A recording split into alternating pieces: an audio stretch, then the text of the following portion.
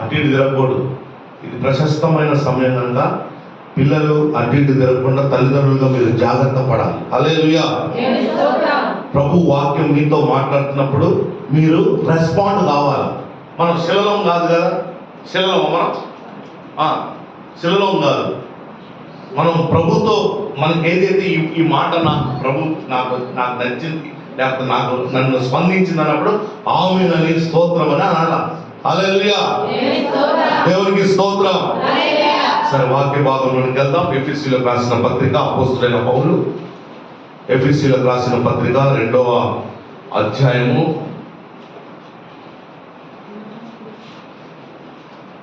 20వ వచనం. ఎఫెసీయులకు రాసిన పత్రిక, అపోస్తలుడైన పౌలు ఎఫెసీయులకు రాసిన పత్రిక, పేజీ నెంబర్ 174. క్రీస్తు యేసే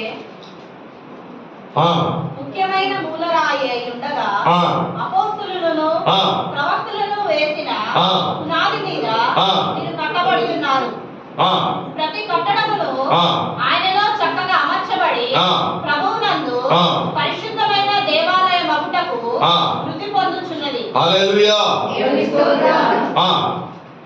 ఆయనలో మీరు కూడా ఆత్మ మూలముగా దేవునికి నివాస స్థలమై ఉండుటకు కట్టబడుచున్నారు. హల్లెలూయా.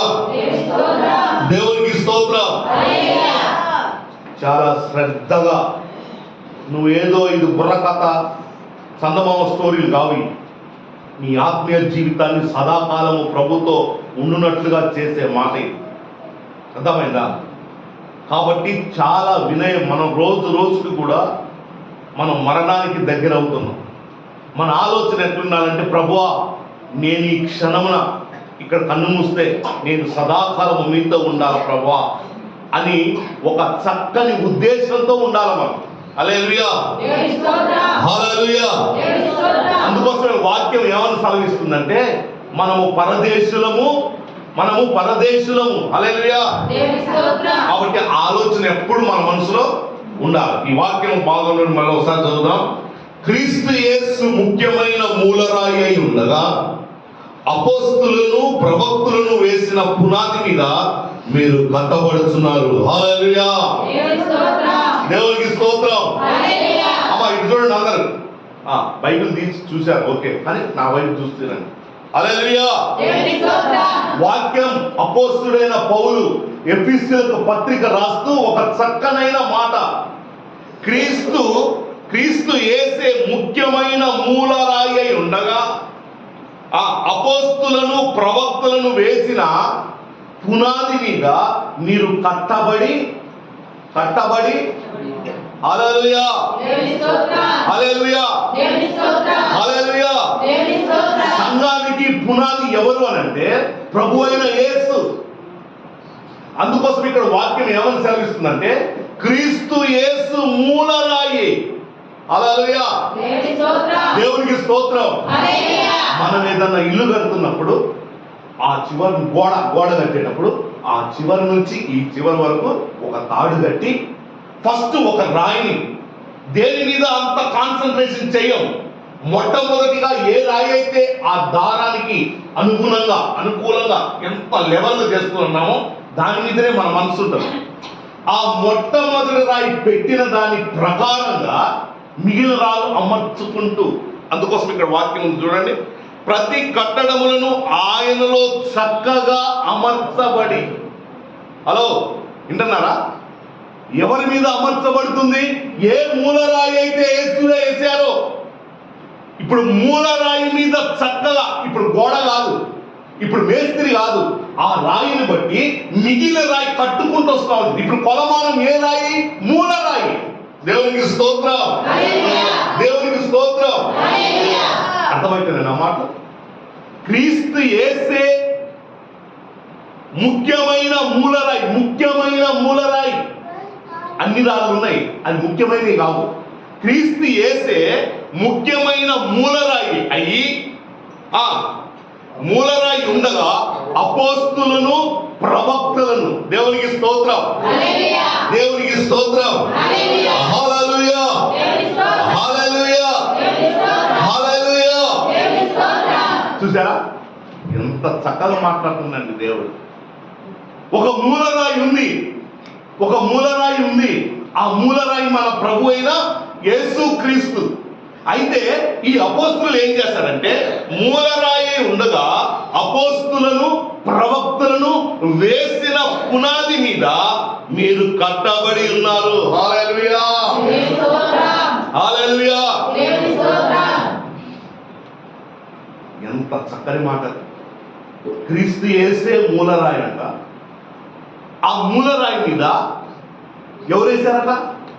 అపోస్తులను ప్రవక్తలు వేసిన పునాది. దేవునికి స్తోత్రం, దేవునికి స్తోత్రం, దేవునికి స్తోత్రం.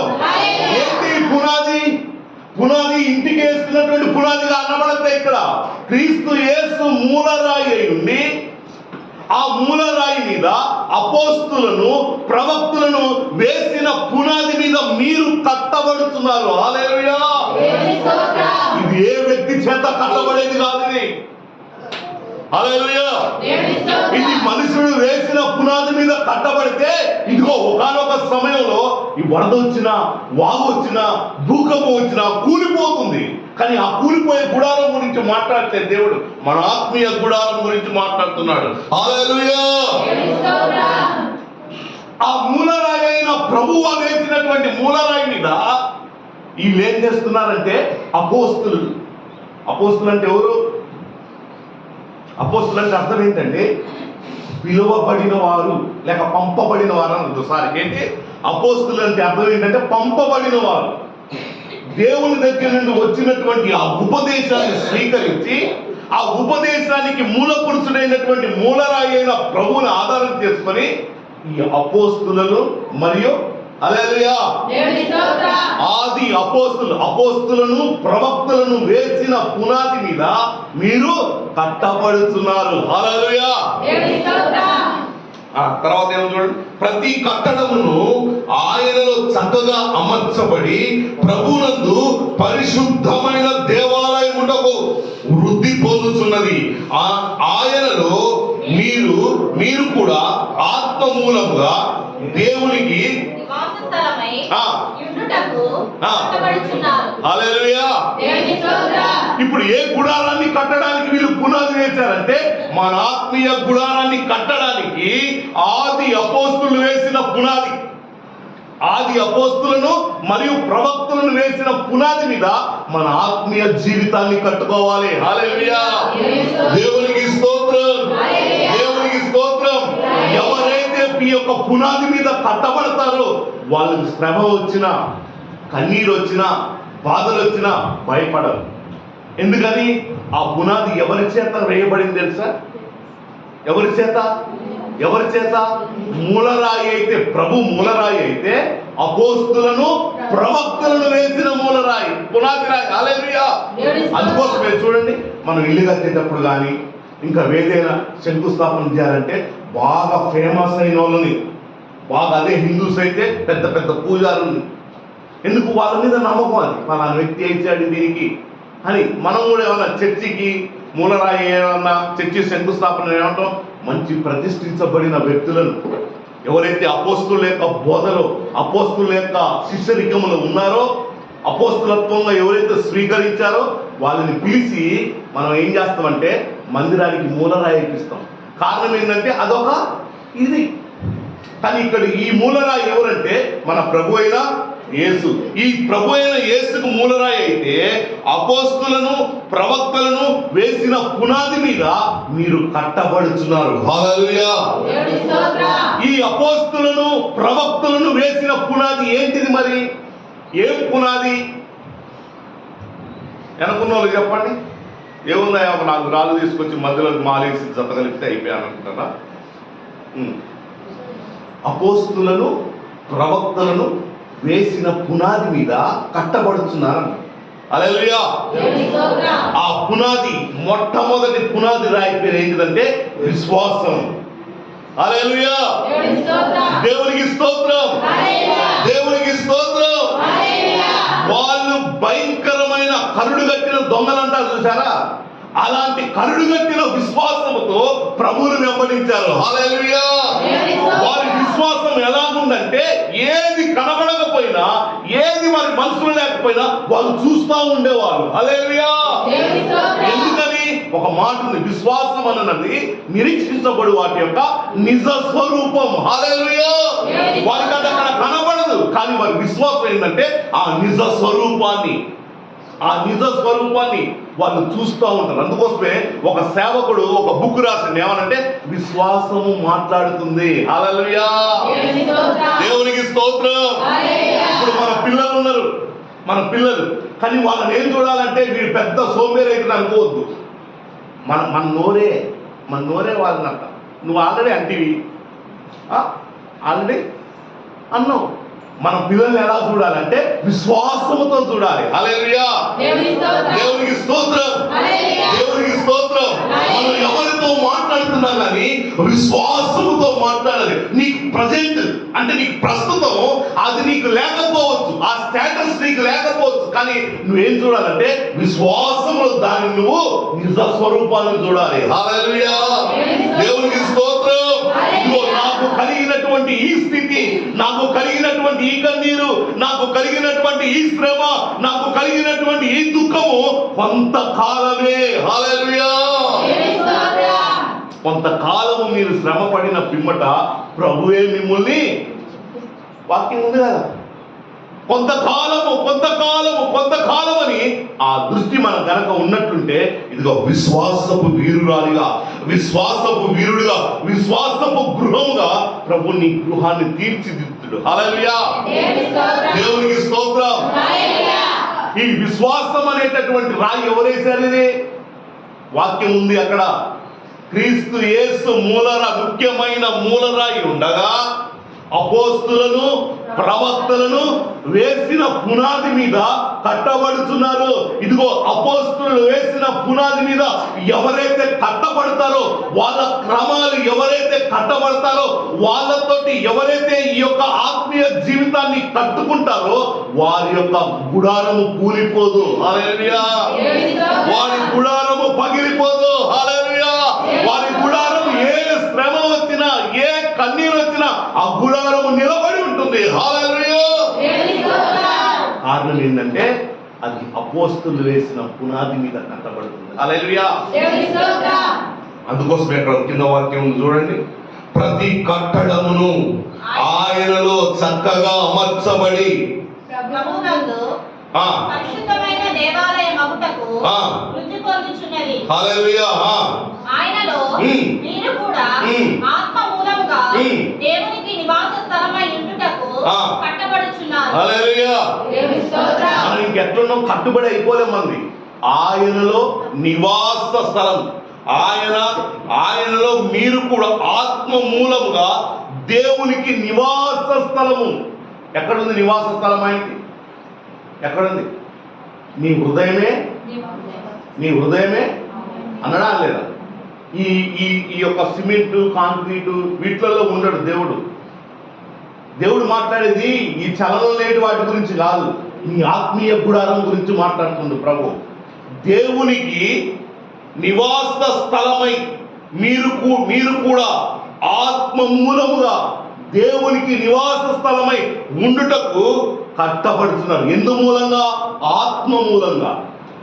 మన ప్రభువు ఆత్మస్వరూపి, మన ప్రభువు పరిశుద్ధాత్మ దేవుడు. ఎవరు పడితే వాళ్ళ హృదయాలలో ఉండడు, ఎక్కడ పడితే అక్కడ ఉండడు ప్రభు. ఎవరి హృదయం అయితే పరిశుద్ధతలో నింపబడి ఉంటుందో, ఎవరి హృదయం అయితే ఆయన కొరకు ఎదురు చూస్తూ ఉంటుందో, ఎవరి హృదయం అయితే విరిగి నలిగిన ఒక మూలుగులు వినబడుతుందో, ఆ గృహాన్ని లేక ఆ గుడారాన్ని ఆ దేవుడు తనకు నివాస స్థలంగా మార్చుకుంటాడంట. హల్లెలూయా. దేవునికి స్తోత్రం. దేవునికి స్తోత్రం. ఈరోజు నీ గుడారం, నీ హృదయం ప్రభు నివసించాలనుకుంటున్న నివాస స్థలము దేని మీద కట్టుకుంటున్నావు? దేని మీద? అన్యాచారాల మీద, అలవాట్ల మీద, నీకు నచ్చిన క్రమాల మీద. అర్థమైందా? చూడండి కొన్ని క్రమాలు ఎట్లుంటాయి, కానీ ఆ క్రమాల గురించి ప్రభు మాట్లాడితే ఇక్కడ ప్రభు ఏమంటాడంటే, నా నివాస స్థలంలో ఉండాలంటే ఎవరైతే ఆత్మ మూలముగా కట్టబడతారో ఆ ఆత్మ మూలంగా కట్టబడుతున్న ఆ యొక్క మందిరంగా అనబడుతున్న దేవాలయం అనబడుతున్న మన హృదయాలలోనే ఆయన నివాస స్థలం అంట. హల్లెలూయా, దేవునికి స్తోత్రం, దేవునికి స్తోత్రం, హల్లెలూయా, హల్లెలూయా. ఇంకో మాట ఉంది, ఎవరైతే నా ఆలయాన్ని పాడు చేస్తాడో వాడిని నేను. మరి నీ ఆలయాన్ని నువ్వు దేంతో పాడు చేసుకుంటున్నావు? మందిరానికి వచ్చిన తర్వాత నుండి నీది ఒకటే మొగుడే ఫోను. మందిరంలో వినపడాల్సింది ఫోన్ మూత కాదు, నీ యొక్క మూలుగు వినపడాలి. మందిరంలో ఫోన్లు కాదు మూలగాల్సింది, నీ ఫోన్ కాదు. నీ కలిగినటువంటి మనోవేదనను బట్టి, నీ కలిగినటువంటి దుఃఖ క్రాంతమును బట్టి, నీ కలిగినటువంటి వేదనను బట్టి, నీ కలిగినటువంటి కన్నీరును బట్టి నువ్వేం చేయాలంటే మందిరంలో ఆయన సన్నిధి ఉంటుంది కనుక నీ మూలుగు ప్రభువుకి వినబడాలి. హల్లెలూయా. వచ్చిన దగ్గర నుంచి పోలే, ఇంట్లో అదే పని, నీకు మందిరంలో కూడా అదే పని. ఏముందో ఒక 10 నిమిషాలు మనం ఒక పావు 2 నిమిషాలు స్విచ్ ఆఫ్ చేసుకుని జోడు కొట్టిండు మనం. అవునా కదా? మనకు అంత అర్జెంట్ పనులు ఏముంటాయి? ప్రభు కంటే ముఖ్యమైనది ఏం లేదు కదా. అందుకోసమే నువ్వు నివాస స్థలంగా మారలేకపోతున్నావు. నీ నివాస స్థలంలో గచ్చ పొదలు, ముండ్ల పొదలు, అర్థమైందా, సకల జీవరాశి పక్షులన్నీ నీ గుడారాలలో ఉంటున్నాయి. ప్రభుకు స్థానం లేకపోవటం వల్లనే ఈ రోజు మనం ఇలాంటి దరిద్రమైనటువంటి పరిస్థితులలో ఎదుర్కొంటున్నాం. హల్లెలూయా. ప్రభు గనక మన హృదయాన్ని ఏలుబడి చేస్తే, ప్రభు గనక మన గృహాన్ని ఏలుబడి చేస్తే, నీకేది ఇష్టమో అడుగు, అది నీకు ప్రార్థన ముగించడానికంటే ముందే నీకు అది అనుగ్రహించబడుతుంది. హల్లెలూయా. అతడు యోచన చేయగా అది స్థిరపరచబడును. చూడండి ఆ వాక్యం, యోబు పుస్తకం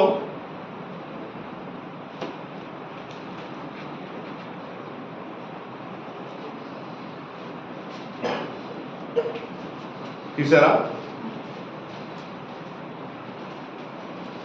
20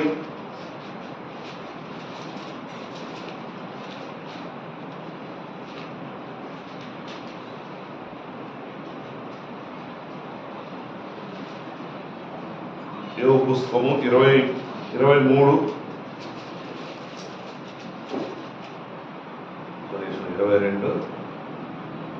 22వ అధ్యాయము 28వ వచనం చూడండి. 27 నుండి చదవండి.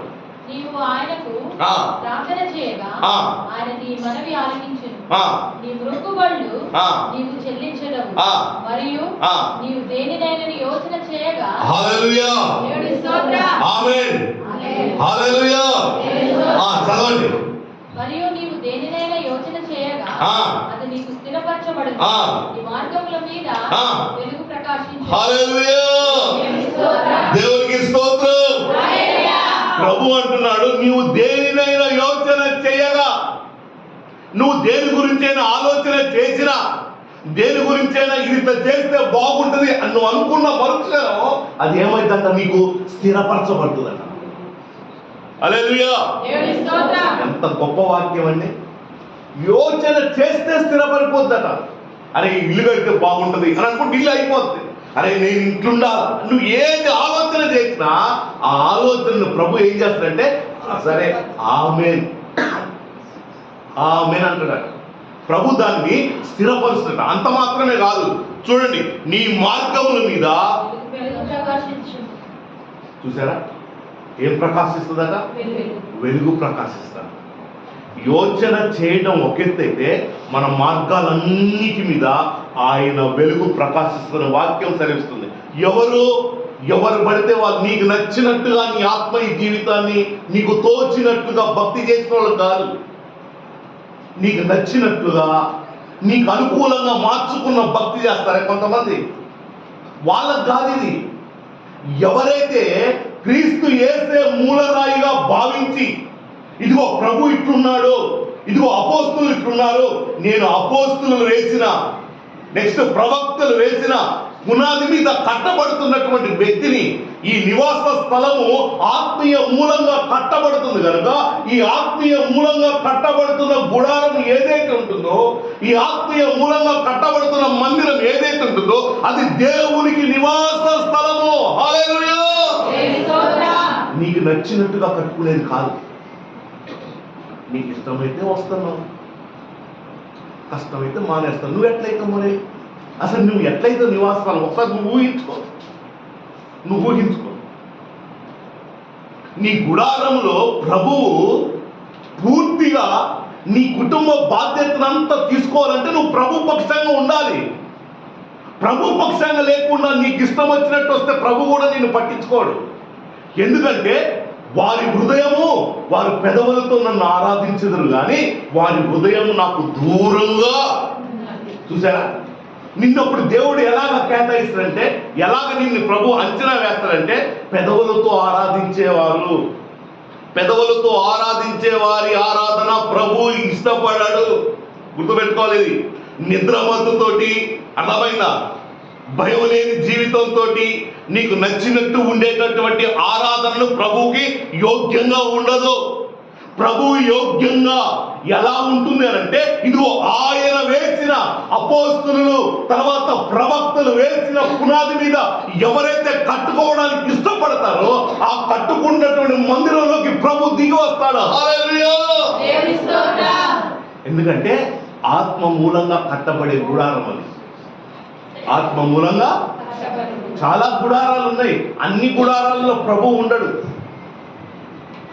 ప్రభు ఏమంటుందంటే, క్రీస్తు యేసు ముఖ్యమైన మూలరాయి అయి ఉండగా ఈ ఆది అపోస్తులు ఈ ప్రవక్తలు కూడా వాళ్ళు ఇష్టం వచ్చినట్టు కట్లే, ప్రభువుని మూలరాయిగా పెట్టుకున్నారు వాళ్ళు. హల్లెలూయా. దేవునికి స్తోత్రం, దేవునికి స్తోత్రం.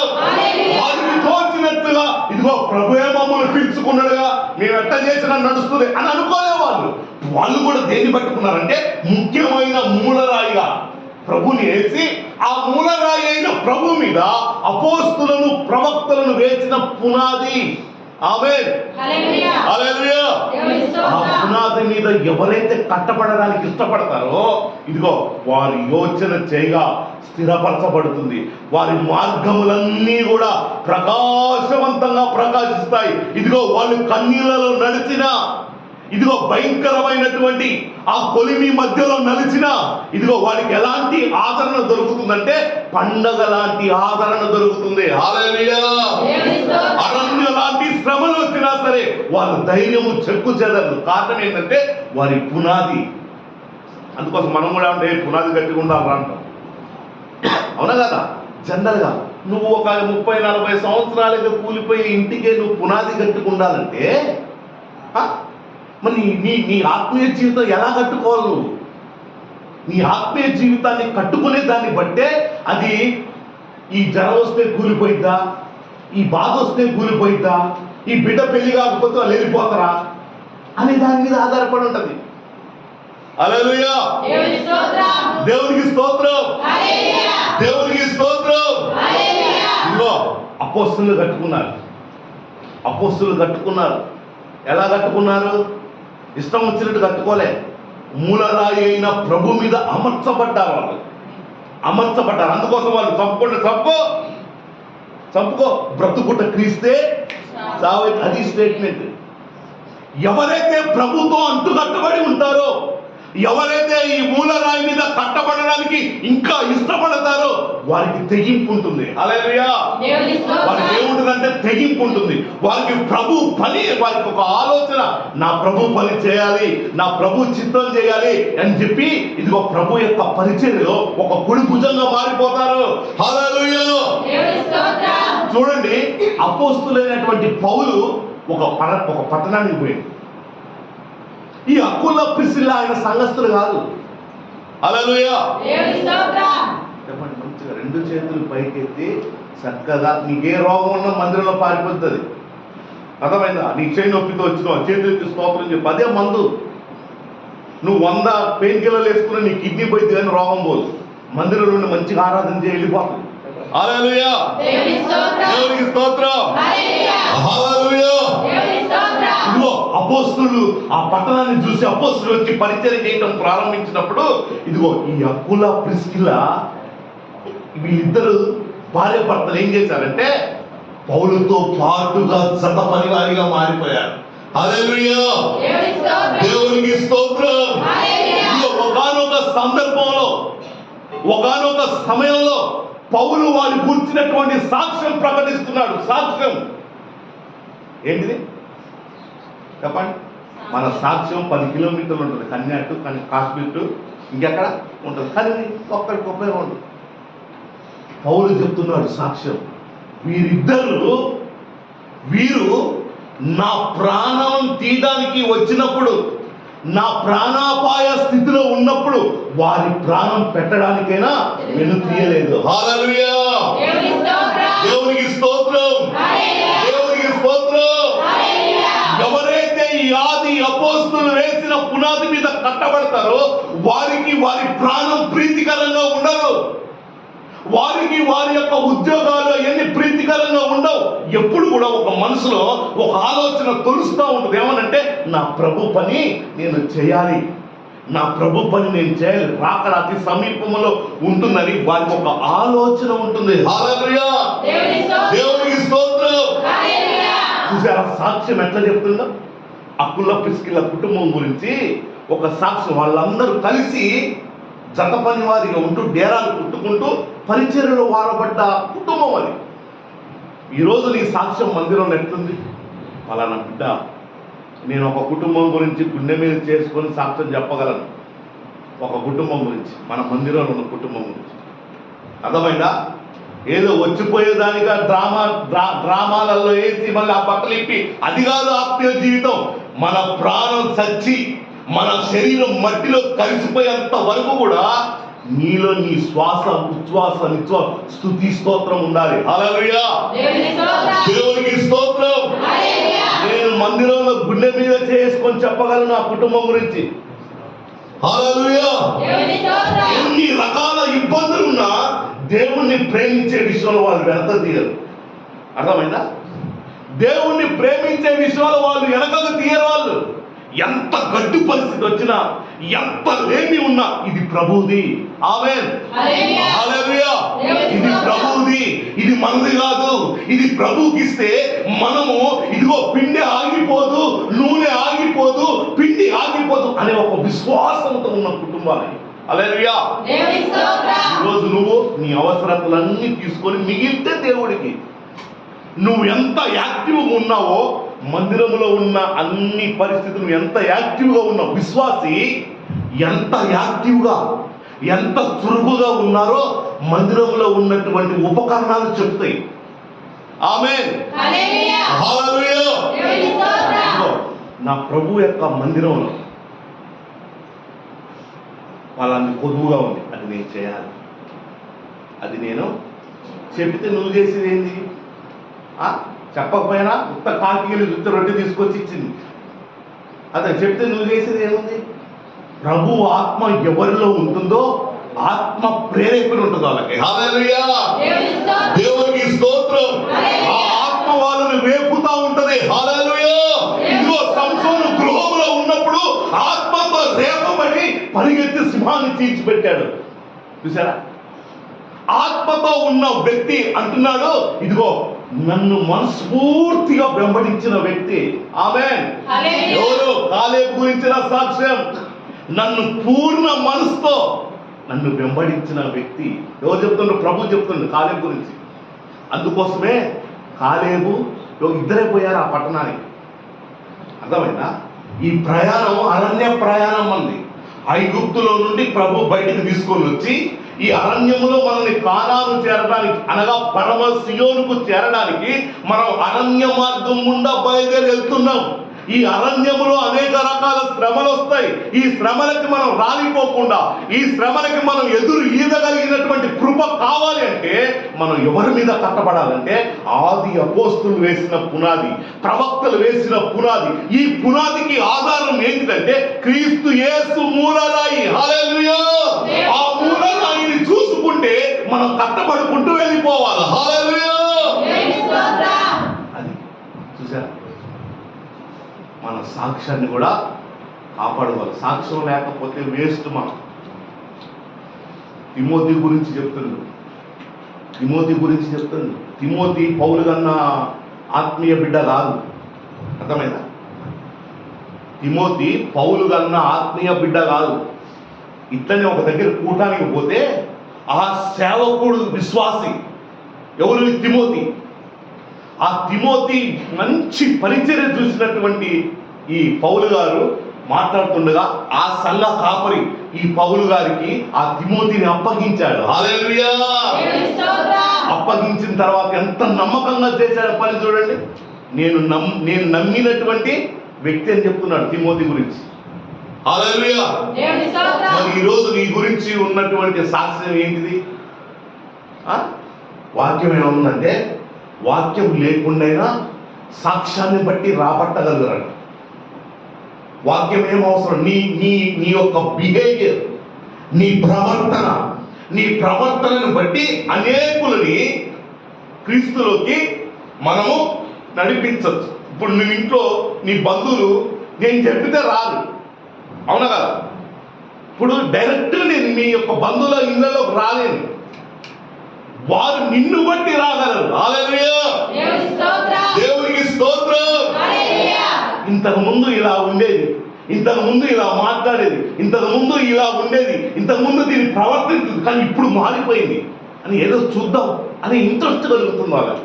కానీ నువ్వు అంతకంటే పాత కంటే కొత్త ఒక వింత, పాత ఒక ఎన్ని సంవత్సరాలకు వచ్చినా అదే దుప్పటి, అదే వస్త్రం. నీ వస్త్రం మారలే, నీ ప్రవర్తన మారలే, నీ మాట మారలే. అర్థమైందా? ఇంకెట్లా వస్తారు? ఇప్పుడు నిన్ను బట్టి ఇంకొక నలుగురు వచ్చి కూర్చోవాలి. ఈ మందిరాన్ని నింపే బాధ్యత సేవకులది కాదు, మీది. గొర్రె చెప్పండి, గొర్రెని కనాలి. నా గొర్రెలు నా స్వరము. నేను మాటలు రావా మీకు? ఈ గంట రావు. కొంతమందికి కళ్ళలో మందేస్తారు, అమ్మగారికి ఏపించింది తీసుకుని. స్తోత్రం. హల్లెలూయా! ఆ మందు అర్ధగంట వరకు కళ్ళు కనపడు. ఇప్పుడు మీకు కూడా ఈ గంట అట్టనే ఉంటుంది. గొర్రెని కనాలి. అర్థమైందా? గొర్రెని కనాలి. ఈ మందిరాన్ని నింపే బాధ్యత మీదే. మీకు ప్రసవ వేదన కలగాలి. హల్లెలూయా! ప్రసవించే శక్తి ఉన్నప్పుడు ఆ వేదన కలుగుద్ది. అర్థమైందా? మనం పోతే సార్లు నువ్వు ఇంట్లో ఉండు అని వాడికి ఒక సెల్ ఇచ్చి వాడికి ఇంత కళ్ళద్దాలు పెడితివి. నువ్వే పెట్టిన వాళ్ళు పిల్లలతో పాటు తీసుకుని. ఎందుకంటే సేవకులు చెబుతున్న మాట ఏంటంటే సాతాను గారి యొక్క ఆలోచన ముసలోళ్ళ మీద లేదు. సాతాను గారి ఆలోచన చనిపోయే వారికి వీడు చచ్చిపోతున్న వాళ్ళ మీద లేదు, యవనస్తుల మీద ఉంది. హల్లెలూయా! ప్రభుకి కావలసినటువంటి వారి మీదనే వాడి దృష్టి ఉంది. హల్లెలూయా! ఇదిగో వాడి చదువులు దొంగిలిస్తున్నాడు, వారి యొక్క జ్ఞాపక శక్తిని దొంగిలిస్తున్నాడు, వాడి యొక్క అలవాట్లను దొంగిలిస్తున్నాడు, వాడి విధేయతని దొంగిలిస్తా ఉన్నాడు. అర్థమైందా? అందుకోసమని ఏం చేయాలంటే ఉదయాన్నే సోమరిపోతను ఉండకుండా ఉదయాన్నే లేచి ఆ మన్నా ఆ కృపను పొందుకోవాలి. హల్లెలూయా! దేవునికి స్తోత్రం. దేవునికి స్తోత్రం. ఎవరి గృహం మీద అయితే ఇదిగో వధించబడిన గొర్రె పిల్ల రక్తము ముద్ర ఉంటుందో, ఇదిగో సంహారకుడు ఆ గృహాన్ని, ఆ గుడారాన్ని దాటిపోగలడు. హల్లెలూయా! ఎప్పుడు సాధ్యమైందంటే నీ మెలుగుగలిగిన ప్రార్థన, నీ మెలుగుగలిగిన ఆత్మీయ జీవితం, ఆత్మ మూలంగా కట్టబడే జీవితం. హల్లెలూయా! ఆత్మ మూలంగా మాట్లాడే మనసు, ఆత్మ మూలంగా ఆలోచించే ఆలోచన, ఆత్మ మూలంగా నడుస్తున్న మనసు. హల్లెలూయా! అర్థమైంది? అందుకోసమే వాక్యం సెలవిస్తుంది, క్రీస్తు యేసుకు కలిగిన ఈ మనసు. హల్లెలూయా! ఏ మనసు? ఈ మనసు. ఆది అపోస్తుల పునాది ఉందే, ఆ పునాదికి మూలరాయి అయిన ప్రభు అయిన యేసు క్రీస్తు యొక్క మనసుని బట్టి నీ మనసు ఆయనతో జతగట్టాల. హల్లెలూయా! సమ్మతించకుండా ఇద్దరు కలిసి నడవటం అసాధ్యం. నువ్వు ఎంత ప్రార్థన చేసినా నీ మనసు ఆయనతో కలవకపోతే, నీ మాట ఆయనతో కలవకపోతే, నీ హృదయ ఆలోచనలు ఆయనతో కలవకపోతే నువ్వు ఉత్త ఎక్కడున్నో అక్కడే. నువ్వు మహిమకరంగా మార్చబడవు. రాకడలో నీ రూపం మారదు, అదే రూపంతో ఉంటావు. అర్థమైందా? అదే రూపంతో ఉంటావు, నీ రూపం మార్చబడదు. కారణం ఏంటంటే ఆత్మ సంబంధిగా కట్టబడే వారి హృదయాలే మారతాయి, వాళ్ళ రూపాలే మారతాయి. నువ్వు ఎంత కాలం అలా ఉన్నా నీ రూపం మారదు. ప్రభు నీ ప్రార్థన అంగీకరించడు, నీ ప్రార్థన అంగీకరించడు. నువ్వు చేసే మనవులు ఆయన అస్సలు వినడు. కారణం ఏంటంటే నువ్వు ఆయనతో జత లేవు. హల్లెలూయా, దేవునికి స్తోత్రం, దేవునికి స్తోత్రం.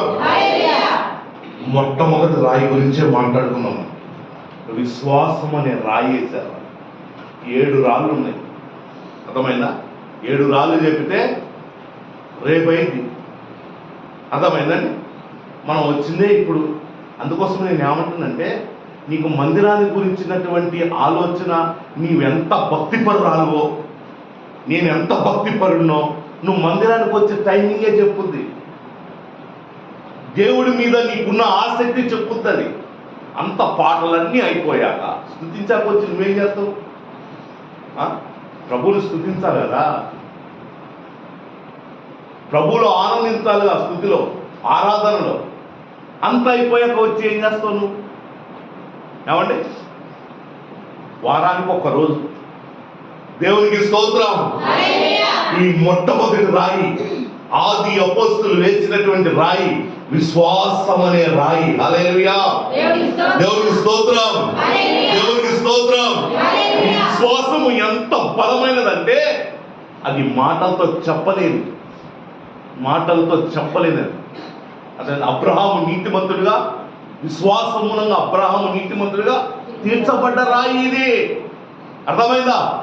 విశ్వాసి మనుషుడి నోటి నుండి వచ్చు మాట కాదు, ఈ ఆహారం ద్వారా కాదు, దేవుని నోటి నుండి వచ్చు ప్రతి మాట వలన మనిషి బ్రతుకును. హల్లెలూయా, దేవునికి స్తోత్రం, దేవునికి స్తోత్రం. మనం ఎంతైనా ప్రయాసపడాలి. దేని కొరకంటే ఆత్మ మూలంగా మన దేవాలయాన్ని కట్టుకోవడానికి. హల్లెలూయా. ఈ మాటలు ప్రభు మన వినికిడిలో దీవించులుగా. అందరం లేచి నిలబడదాం. ఆమె చెప్పింది ఒక్కలేనా? ఏదో వస్తున్నాం పోతున్నాం ఒక గంట. ఇట్లనే ఉంటే నీ పక్కనోడు ఎక్కబడతాడు, నువ్వు అట్లనే చూస్తుంటావు.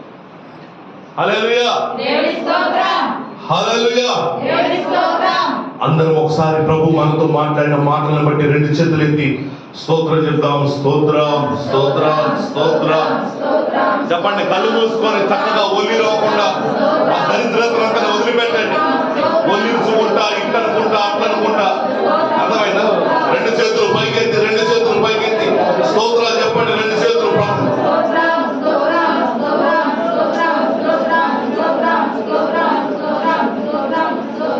హల్లెలూయా. స్తోత్రం, స్తోత్రం, స్తోత్రం, స్తోత్రం, స్తోత్రం, స్తోత్రం, స్తోత్రం, స్తోత్రం, స్తోత్రం, స్తోత్రం. పరిశుద్ధ ప్రేమ కలిగిన తండ్రి యేసయ్యా, ఇదిగోండి ప్రభువా, ఇప్పటి వరకు మీరు మాతో మాట్లాడిన ప్రతి మాటను బట్టి మీకు స్తోత్రాలు నాయన. విన్న వాక్యము మా హృదయాలలో ఫలభరితంగా మార్చండి నా ప్రభువా. అయ్యా, నీరు పెట్టేవాళ్ళు కానీ, అయ్యా నారేసిన వాళ్ళు కానీ ఏమీ లేదు ప్రభువా. వృద్ధి కలుగు చేసేది మీరే నాయన. ఇదిగోండి వృద్ధి కలుగు చేసేది మీరే ఉన్నారు ప్రభువా. మా ఆత్మీయ జీవితము ఫలభరితంగా మారునట్లుగా మా గుడారం అనబడుతున్న మీ నివాస స్థలములో నా ప్రభువా ఏ అపవిత్రత లేకుండా నాయన, ఇదిగో ఆది అపోస్తులు ప్రవక్తలు వేసిన పునాది మీద మేము కట్టబడటకు సహాయం చేయండి. మమ్మల్ని మీ చేతికి అప్పగించుకుంటూ యేసు నామమున అడుగుచున్నాము తండ్రి.